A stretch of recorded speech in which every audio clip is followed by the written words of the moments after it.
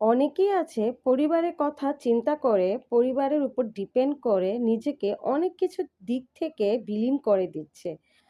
যদি ধরেন আপনার পরিবার আপনাকে নিয়ে স্বপ্ন দেখেছে, আপনাকে ডক্টর বানাবে, ইঞ্জিনিয়ার বানাবে অথবা বিদেশে সুযোগ করে দিবে। বিদেশ থেকে পিএইচডি করে আসবেন।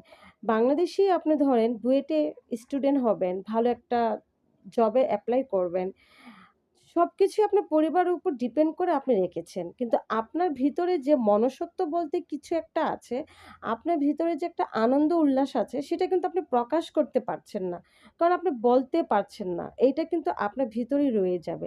তাই সবকিছুতে পরিবারের উপর ডিপেন্ড না করে আপনি নিজেকে নিয়ে একটু ভাবেন। পরিবারকে তো দিলেন, ছোট থেকে বড় হলো, পরিবার যেভাবে বলল আপনি সেইভাবে পরিবারকে সবকিছুই দিয়েছেন। পড়ালেখা ঠিকমতো করেছেন, ভালো রেজাল্ট করেছেন, ভালো চাকরি করেছেন, ভালো পরিবারকে কিছু সময় দিয়েছেন। এখন নিজেকে নিয়ে ভাবা থেকে নিজের ভিতরে যে কনফিডেন্স গুলো আছে, এগুলো আপনি বের করে আনেন। আপনার মন কি চাচ্ছে? আপনার মনে আবেগ অনুভূতিগুলো কি চাচ্ছে? সেটা আপনি প্রকাশ করেন।